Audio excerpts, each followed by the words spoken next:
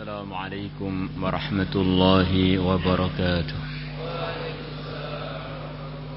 Kelazatannya ibadah, kelazatannya berjuang.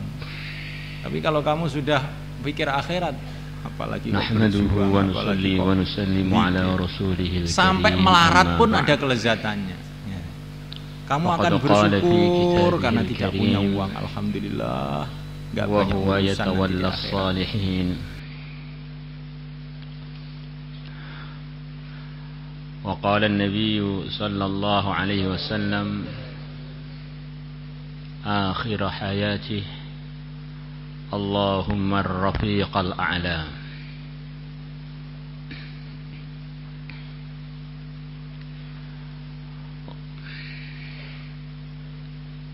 وقال تعالى أو كالذي مر على قرية وهي خاوية على عروشها قال أنى يحيي هذه الله بعد موتها فأماته الله 100 عام ثم بعثه قال كم لبثت قال لبثت يوما أو بعد يوم قال بل لبثت 100 عام فانظر إلى طعامك وشرابك لم يتسنه وانظر إلى حمارك ولنجعلك آية للناس وانظر إلى العظام كيف ننشزها ثم نكسوها لحما فلما تبين له قال أعلم أن الله على كل شيء قدير.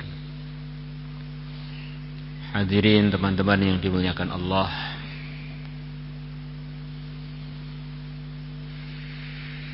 di dunia ini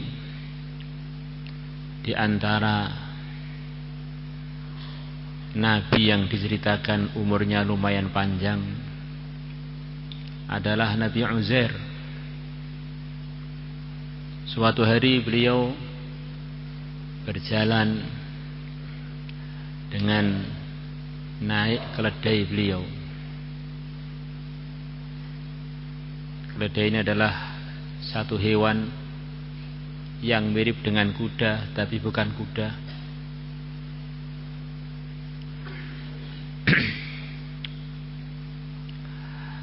Yang mana termasuk hewan yang seluruh nabi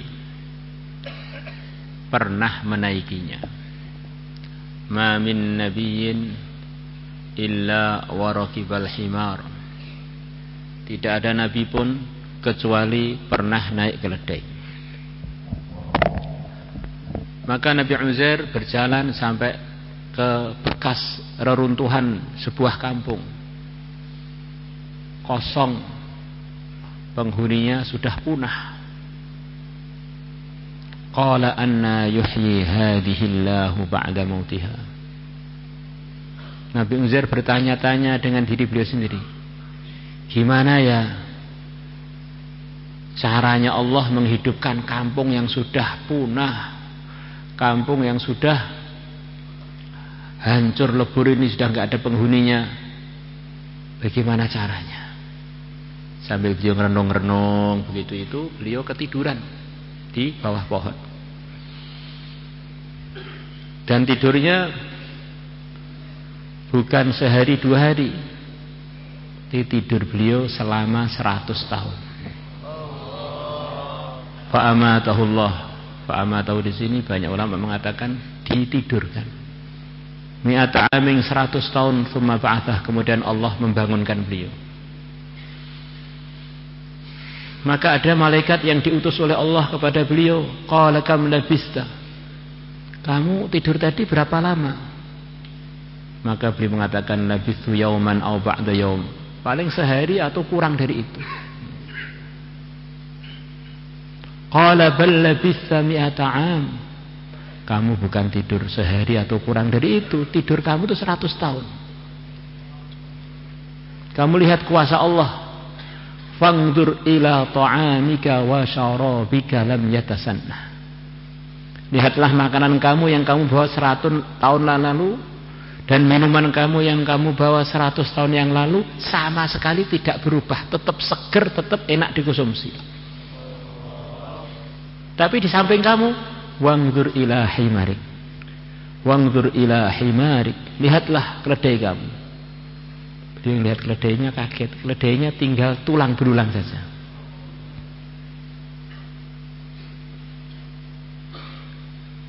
Satu tidur, satu jadi bangkai, yang makanan dan minuman tetap seger di satu tempat yang sama.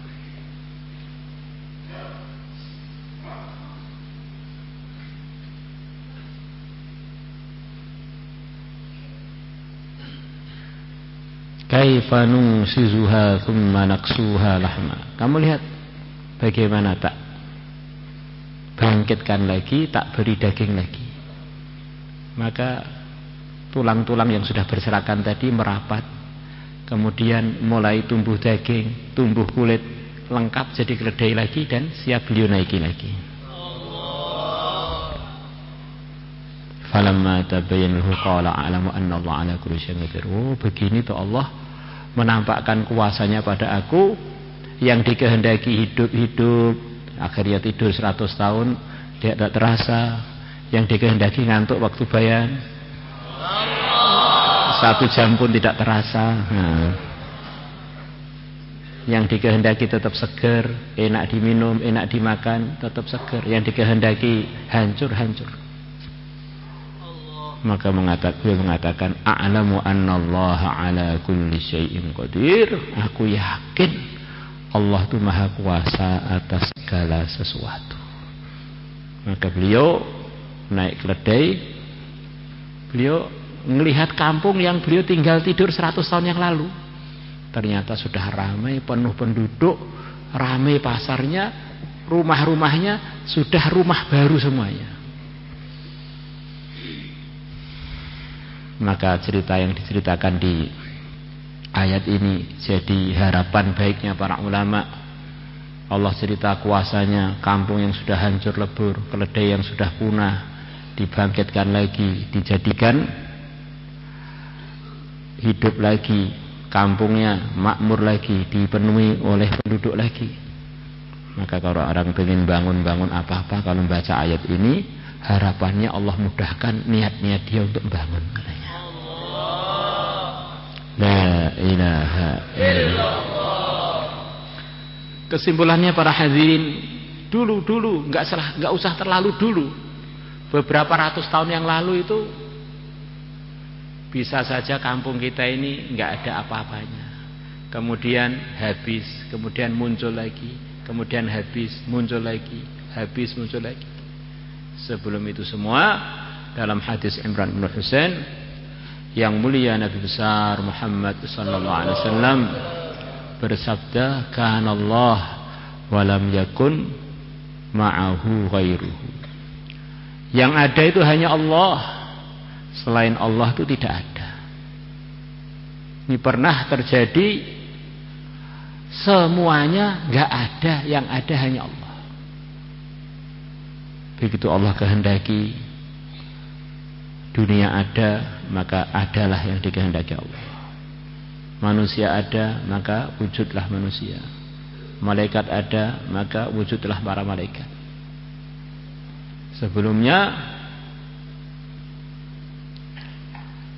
semuanya tidak ada, yang ada hanya Allah saja. Dan ini sebetulnya berkelanjutan. Bagi orang yang merenung setiap hari, sebetulnya banyak hal yang dari tidak ada menjadi ada, dari tidak ada menjadi ada. Asalnya nggak pengen begini jadi pengen. Bahkan yang asalnya ada jadi nggak ada. Mirip-mirip cerita Nabi Uzair tadi.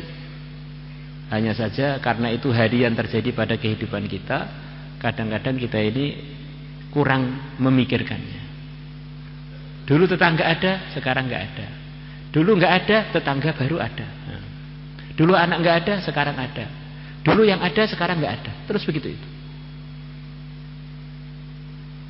Maka seluruh dunia tidak ada yang berani ngaku sampai sekarang. Siapa yang berani ngaku dia ini bisa mengadakan perkara dari tidak ada ke ada?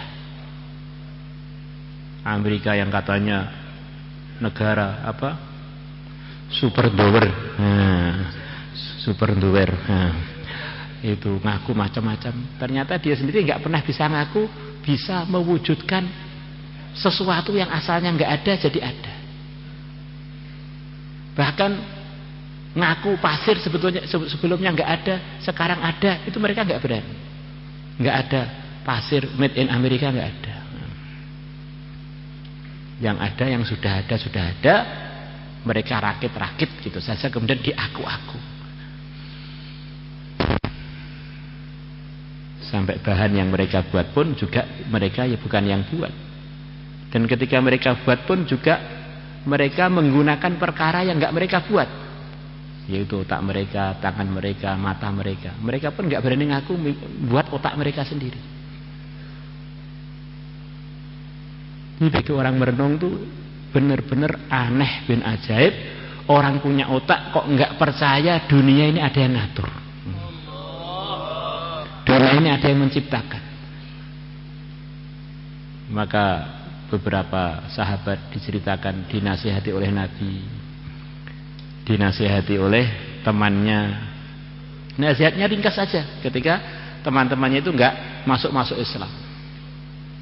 Dikirimi surat, istrinya hanya satu kalimat saja, al-aqla, al-aqla, al-aqla. Utakmu bener mikir. Ditulisi surat isinya al-aqla, al-aqla. Ya apa maksudnya? Wah, aku kon mikir. Begitu menggunakan pikirannya, beriman. Nah, kalau orang ngantuk bisa mikir gak kira-kira?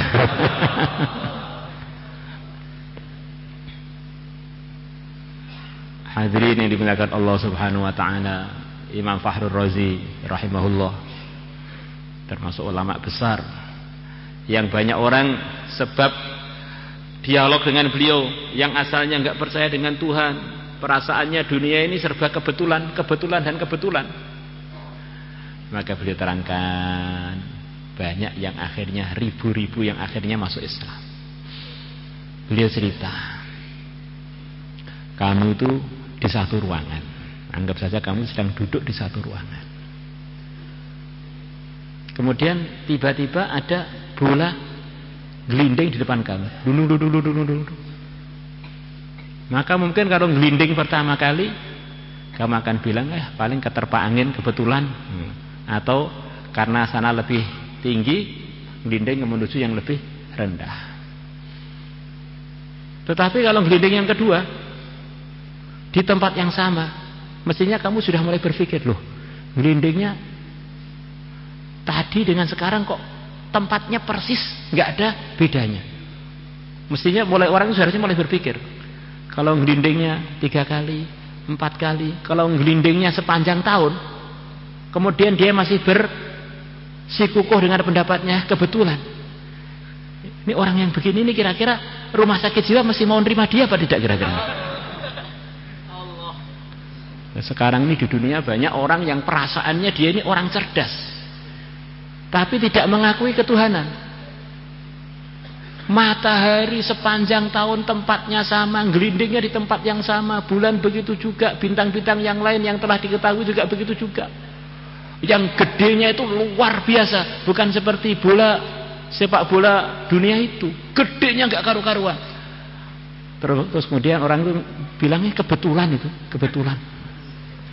Baru bola kecil di kamar kita gelinding sepanjang bulan, gelindingnya di situ, terus kita bilang itu kebetulan, rumah sakit jiwa nggak mau nerima kita. Nah, bagaimana dengan orang yang nggak percaya dengan adanya ketuhanan, padahal dia tahu peredaran matahari yang gitu terus istiqomah, peredaran bulan begitu juga, dan peredaran bintang-bintang yang lain. Kalau dia mau merenung, dia ini benar-benar orang yang tidak menggunakan otaknya untuk berpikir mengenai ketuhanan. La ilaha illallah.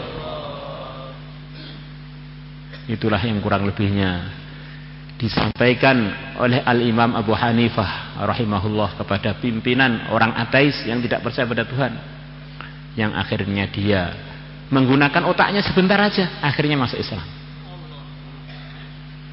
Beliau telah janjian dengan tokohnya ateis di zaman beliau untuk debat mengenai ketuhanan. Yang mana si ateis tadi pengikutnya begitu banyak bilang segalanya itu adalah kebetulan, terjadi sendiri, alamiah, tidak ada yang mengatur. Maka telah dibuat janjian pertemuan di hari yang telah ditentukan. Nah kebetulan antara Imam Abu Hanifah dan tempat yang akan didatangi itu ada danau atau ada bengawan atau ada laut yang jadi perantaranya. Ke sana perlu naik sampan, naik perahu. Maka orang ateis tadi nunggu Abu Hanifah nggak datang-datang. Maka sampai capek nunggu, sampai hampir nggak percaya Imam Abu Hanifah mau datang. Begitu dia mau pergi, Imam Abu Hanifah tiba-tiba nongol naik sampan. Maka orang ateis tadi bilang, kamu itu imamnya orang Islam, sudah janjian jam sekian datang, molor sampai waktu habis, bahkan lebih lagi, tak tunggu-tunggu, sekarang baru muncul, kamu itu gimana sih? Maka Imam Abu Hanifah mengatakan, jangan marah dulu, dengarkan alasan saya ini memang benar-benar di luar kemampuan saya, terjadi hal yang tidak direncanakan. Saya tadi sampai ke pinggir laut, ternyata perahu itu nggak ada perahu yang bisa membawa saya ke sini. Akhirnya saya nunggu, saya ini sudah janjian dengan itu kamu untuk debat, kok perahunya nggak ada. Tengah-tengah saya nunggu, tiba-tiba saya melihat ada pohon terpotong sendiri, terbelah sendiri, kemudian membentuk dirinya sendiri jadi sampan. Dan sudah ada dayungnya lagi, maka saya gunakan ini sampan ini untuk nemui kamu. Maka orang tadi bilang, saya kira kamu tadi itu bukan sekedar molor saja, ternyata kamu itu jelas-jelas tidak waras. Abu Hanifah, kamu tuh nggak waras. Iya toh, saya nggak waras. Kenapa nggak waras? Lah kamu bilang pohon terpotong sendiri, membentuk sendiri jadi perahu kecil, kemudian ada dayungnya, tinggal kamu naiki sampai ini omongannya orang nggak waras. Maka beliau bilang, ada orang yang lebih nggak waras melebihi saya.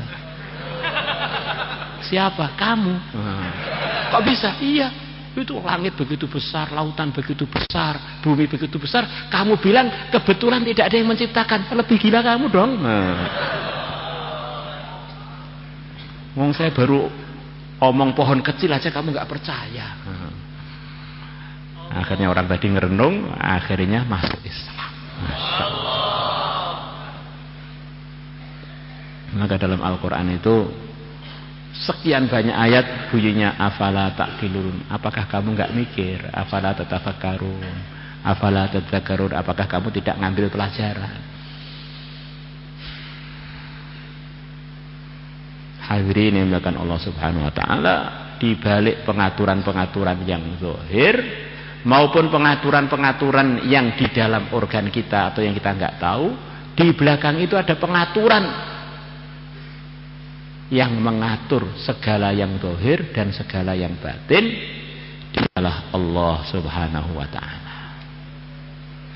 Yang diantara sifatnya Allah adalah al-zahir, begitu jelas bahwa beliau itu ada, bahwa Allah itu memang nyata ada bagi orang-orang beriman, bagi orang-orang yang mau berpikir. Beliau itu al-batin, benar-benar tersembunyi bagi orang-orang yang tertutup hatinya dari hidayah. Mikir Gusti Allah eneng kok gak tembus, benar-benar otaknya ini gak digunakan, gak berfungsi. Kok bisa-bisanya kamu bilang dunia nggak ada yang ngatur, Tuhan nggak ada, itu benar-benar pekok kok pakai dewe itu pita lele.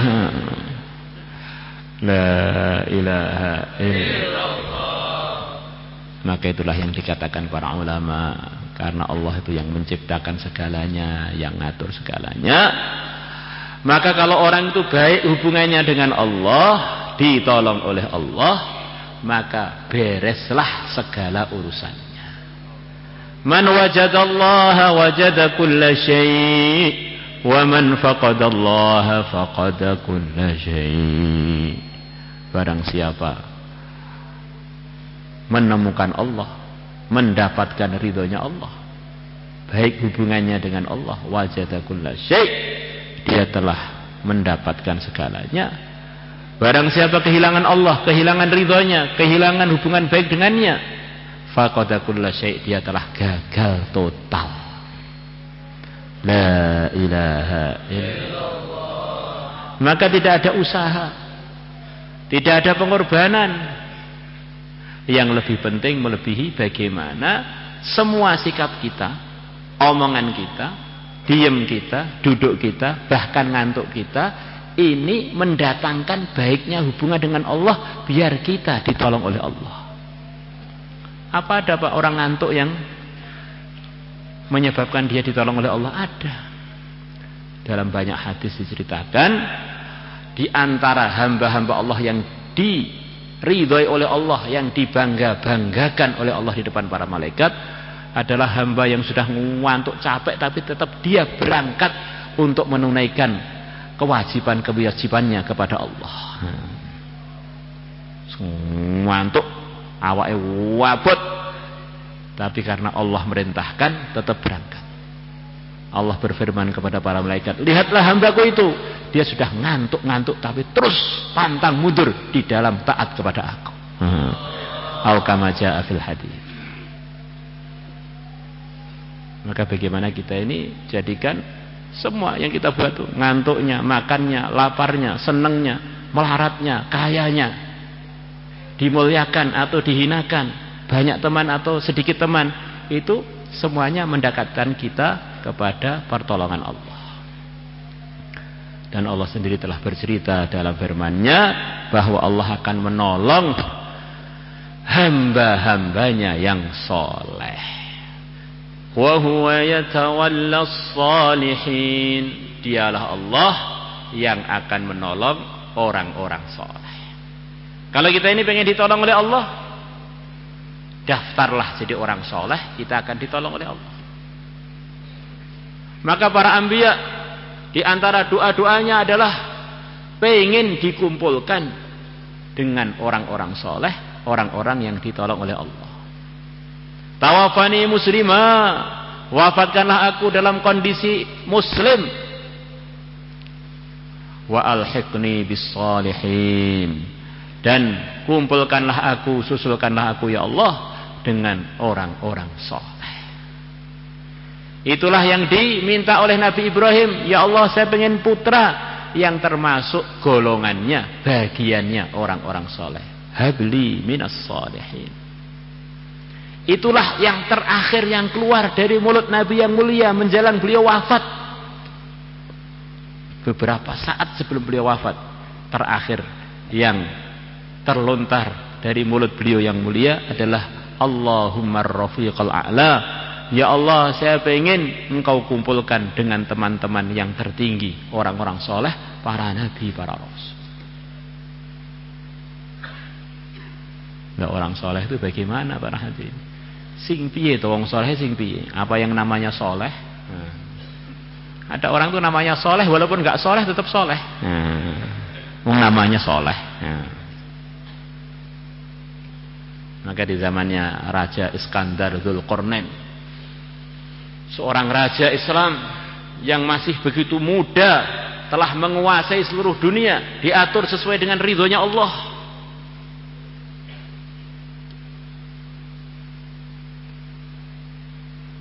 Maka Raja Iskandar ini terkenal, umurnya belum 40 tahun sudah jadi penguasa dunia ini. Nah, di pasukan beliau ada orang juga yang namanya Iskandar, yang setiap menghadapi pertempuran lari paling duluan. Namanya Iskandar juga. Maka beliau panggil, Iskandar, kamu tak beri dua pilihan. Nama kamu tuh persis nama saya loh, tak diberi dua pilihan. Pertama, kamu rubah sikap kamu. Saya ini namanya Iskandar, tukang maju, lah kamu tukang lari loh. Pilihan kedua, nama kamu ganti aja, jangan Iskandar, malu-maluin saya. Nyerupai nama saya persis, tapi benar-benar bertolak belakang. Orang soleh itu para hadirin adalah orang yang hidupnya tidak ada pelanggarannya. Itulah orang soleh. Padahal diri kita ini banyak sekali kelemahan yang sudah sering sekali kita dengar. Suka dolim, suka ngawur, suka nggak syukur, ikut nafsu, digoda setan, terpengaruh dengan lingkungan. Masya Allah. Itulah kelemahan-kelemahan kita. Dikejar setan terus. Maka orang itu akan bisa soleh. Kata sebagian ulama, kata Imam Ghazali, di antaranya dalam kitab Mukashafatul Qulub, pertama dia ini harus punya panutan. Kalau orang pengen soleh harus punya panutan. Standar hidup kamu tuh bagaimana toh Kang, biar kamu jadi orang soleh? Maka standar kesolehan adalah para anbiya. Pertama kali orang yang enggak soleh itu putranya Nabi Adam, gara-gara enggak ikut Nabi Adam langsung keluar dari kesolehan.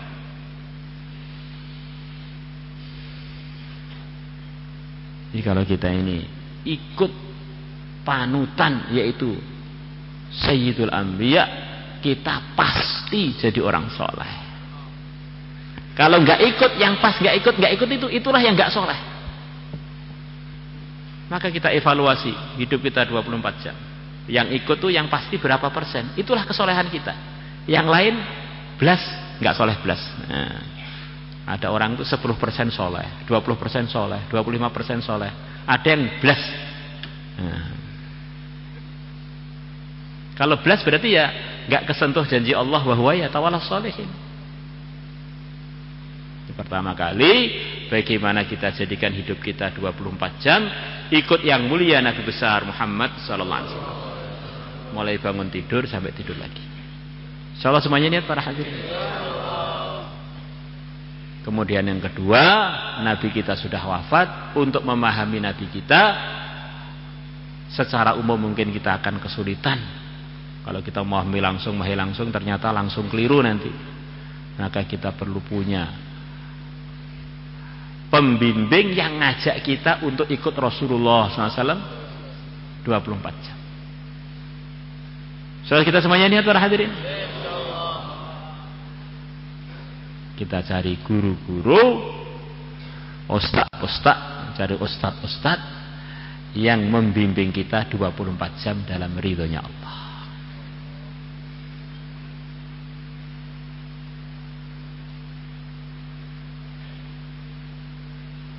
Ada tambahan dari seorang alim yang beliau termasuk muridnya Maulana Zakaria Al-Kandahlawi, penyusun kitab Fadhil Amal. Namanya Hakim Akhtar, seorang ahli dzikir di negeri Pakistan sana. Kita sering duduk di majelis beliau. Waktu ayah kami singgah ke Pakistan sebentar, beliau juga ikut-ikut duduk mendengarkan apa itu kata-kata hikmah dari Hakim Akhtar.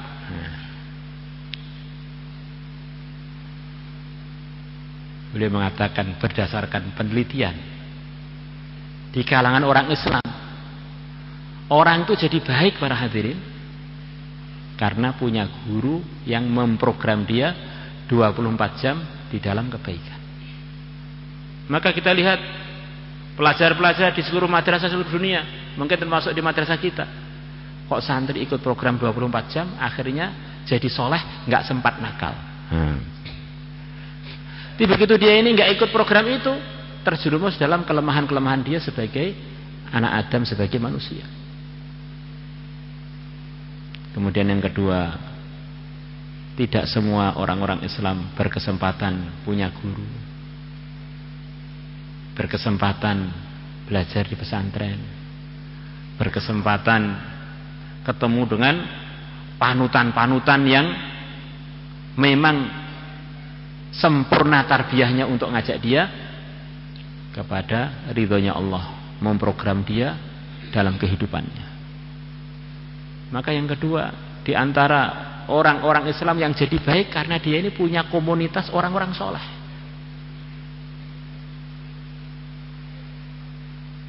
Walaupun dia nggak pernah mondok, tapi karena komunitasnya adalah orang-orang soleh, maka dia pun menjadi bagian dari orang-orang soleh. Nah, orang soleh itu di mana tempatnya, Pak? Yang bukan guru-guru, yang sifatnya pertemanan. Kata sebagian ulama, kamu lihat di seluruh negeri muslim, di antara standar kesolehannya orang Islam adalah di kampung-kampung, di kota-kota, di negeri-negeri, orang Islam yang rajin sholat jamaah 5 waktu di masjid, bisa dipastikan mereka adalah orang soleh di zaman itu, di kampung itu, di daerah itu, di kota itu. Karena dia ini bersentuhan terus dengan masjid yang menyambungkan dia dengan hidayah, masjid yang dipenuhi oleh malaikat-malaikat rahmat, masjid yang Nabi menjanjikan kalau Allah nurunkan musibah di dunia, Allah akan jauhkan dari orang-orang yang makmurkan masjid. Dan tidak ada musibah yang lebih besar melebihi orang hidup sekali, hidupnya tidak soleh. Itulah di antara anugerah Allah terbesar untuk umat Muhammad. Di bulan Rajab ini Allah berikan sholat, yang mana kalau sholatnya benar, kehidupannya jadi benar. Maka biasakan kita untuk jadi teman-temannya ahli masjid di kampung kita. Insyaallah semuanya niat para hadirin. Dan kita ajak orang-orang kampung kita untuk jadi ahli-ahli masjid, biar selamat dari musibah terbesar, yaitu hidup sekali nggak soleh, akhirnya nggak dapat janji agama untuk ditolong oleh Allah. La ilaha illallah.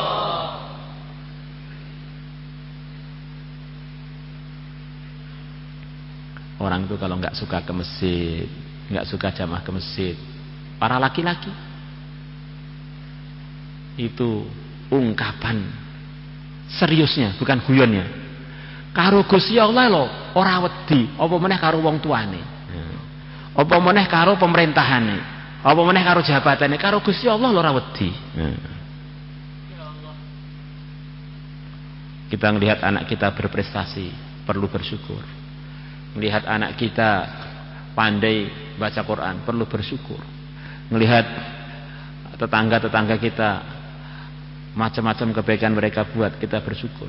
Tetapi kalau belum jadi ahli sholat berjamaah, kita harus masih harus khawatir dan sangat-sangat khawatir. Ini bahaya ini. Belum ada jaminan dia ini terjauh dari al-fahsya. Dia ini seperti mobil yang belum ada remnya, sepertinya mulus-mulus saja, kalau nanti nabrak nggak bisa ngerem nih ini. La ilaha illallah. Pelajar-pelajar yang di kompleknya, yang soleh-soleh, yang lurus-lurus, akhirnya hidupnya berkah, yang ahli-ahli masjid. Tetapi yang belajar kenalnya selain masjid, malah jauh di masjid. Sholat subuhnya waktu duha, sholat asarnya waktu maghrib, sholat maghribnya waktu subuh, masya Allah. Sampai orang bingungnya sholat witir apa sholat maghrib. La ilaha illallah. Maka orang-orang begini ini dikhawatirkan memang belum tersentuh oleh kesolehan. La ilaha illallah. Panutan kita Rasulullah. Cari guru-guru yang ngajak kita untuk ikut Rasulullah. Kalau itu gak ketemu, minimalnya target, jadilah bagian dari orang-orang yang memampukan masjid beserta ahli-ahli masjid yang lain. Hadirin yang bukan Allah Subhanahu wa ta'ala. Kemudian seterusnya kata Al-Imam Ghazali, kalau Hakim Akhtar tadi tambahan dari saya. Orang itu harus siap dikritik para hadirin. Kita ini harus yakin bahwa kita ini nabi bukan, wali sepertinya juga diragukan, soleh masih daftar malam ini para hadirin. Selain para anbiya, ada kemungkinan belok para hadirin. Maka kita ini hidup ini harus siap untuk dikritik. Ambillah pelajaran-pelajaran dari cemoohan-cemoohan orang. Walaupun itu menyakitkan, walaupun itu pahit, kalau itu benar, ngapain nggak kita terima? Kalau itu sudah nggak dengar, sudah nggak benar, orang kirim pahala, ngapain kita marah? Kalau itu nggak benar, jadi bahan dan bekal kita di akhirat tambah banyak. Masya Allah, saya ini amal banyak belum mampu, alhamdulillah dapat kiriman fitnah banyak, alhamdulillah. Saya nggak perlu capek-capek, orang-orang yang fitnah saya ini perlu tak berikan panggang satu-satu. Ternyata saya nggak mampu, ya tak Fatihah aja lah sekali untuk semuanya. Masya Allah. La ilaha illallah. Kalau itu nggak benar, kalau itu benar, ini adalah nasihat gratis dari hamba-hambanya Allah yang telah digerakkan oleh Allah untuk nyampaikan kritikan-kritikan kepada kita.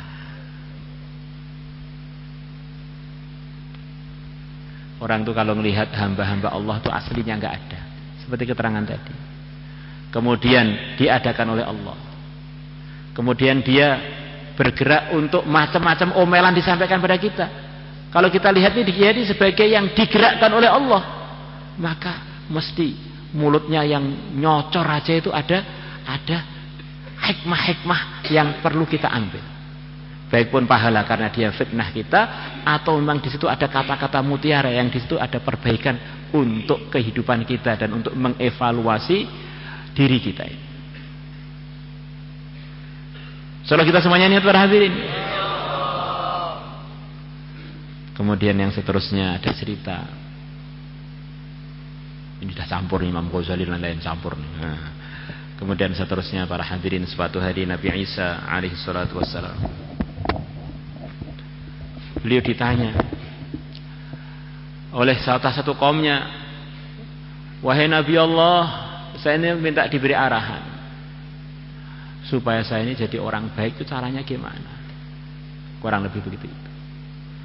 Maka Nabi Isa mengatakan caranya, kalau kamu melihat hal-hal yang buruk yang terjadi pada teman kamu, akhlak yang buruk, omongan yang buruk, sikap yang buruk, perilaku yang buruk, keputusan yang buruk, maka yang buruk-buruk itu jangan sampai nempel dalam kehidupan kamu. Itu diantara nasihatnya para ulama, dinukilkan dari cerita Nabi Isa. Kalau kamu pengen baik, keburukan-keburukan yang ada di sekeliling kamu itu yang kamu lihat jangan sampai nempel dalam diri kamu. Kita melihat orang sholatnya paling belakang, itu pun rakaat terakhir baru datang. Wah, ini enggak pas ini. Maka jangan sampai itu terjadi pada kita. Kita melihat teman kita di kelas tiduran, enggak bawa buku catatan, itu enggak baik. Oh, jangan sampai terjadi pada saya. Kita melihat, masya Allah, ada orang istrinya orang diplototi aja, istrinya sendiri enggak pernah dipandang. Oh, jangan kita sampai lakukan pada diri kita. Ada orang kita lihat gosok serandal, maka jangan sampai kita juga niru, kok penak men gak sah tuku karek gosok. Kok enak sekali ya orang ini, gak perlu beli, tinggal gosok aja. Jangan gitu, masya Allah. Keburukan-keburukan yang kita lihat, bagaimana keburukan itu tidak terjadi pada kita. Kita melihat sebagian orang dinasehati, marah-marah, diberi masukan, gak mau nerima, diberi usulan, gak mau dengar. Wah, ini orang-orang begini kolot kaku. Kok saya nggak cocok kalau mimpin musyawarah begitu itu. Saya nggak mau jadi orang yang seperti itu. Melihat tok langsung mah saya kambuh. La ilaha illallah. Maka sekeliling kita adalah nasihat-nasihat untuk kita. Soal kita semuanya niat para hadirin. Maka untuk islah diri itu para hadirin, kita ini perlu satu suasana yang sesuai. Suasana yang suci. Suasana yang dijamin di situ itu banyak makhluk-makhluk Allah yang suci. Suasana masjid. Di sana ada sholat. Ini sumber hidayah terpenting selepas iman. Suasana malaikat di situ itu. Janji-janji agama, bagaimana rahmat-rahmat Allah dikucurkan ke masjid. Bagaimana ketenangan dikucurkan di masjid. Sayangnya Allah dikucurkan pada ahli-ahli masjid. Jaminan husnul khotimah dikucurkan pada ahli-ahli masjid. Masya Allah. Bersihkan masjid, maharnya bidadari, masya Allah. Tambah sering ke masjid, Banyak sekali anugerah-anugerah yang bisa kita dapatkan. Di masjid dihidupkan kerja-kerja hidayah, ta'lim wa ta'alum. Kerja-kerja hidayah, bergerak berjuang fisabilillah. Kerja-kerja hidayah, zikir ibadah. Masya Allah, tempatnya sesuai, kurikulumnya sesuai, ditemani oleh teman-teman ahli masjid, disertai teman-teman gaib yaitu para malaikat. Insya Allah kalau orang itu sering ke masjid dengan program-program tadi, para hadirin, akhirnya kemungkinan jadi orang soleh itu menjadi sangat maksimal, para hadirin, sangat besar. Dan itu telah terjadi. Orang-orang kampung kita kok jadi ahli masjid, mereka adalah orang-orang soleh di kampung kita. Maka untuk itu semua, siapa yang niat untuk keluar negeri jauh, IPB 4 bulan 40 hari untuk jadi ahli masjid, ngajak umat, memakmurkan masjid dan bergerak ke seluruh alam untuk ngajak umat menjadi orang-orang soleh, jadi dai-dai, penerus perjuangan-perjuangan pendahulu kita, menyempurnakan iman dan amalnya, silahkan untuk maju. Pertama kali yang mau keluar 1 tahun, Masya Allah, 1 tahun, pertama kali 1 tahun.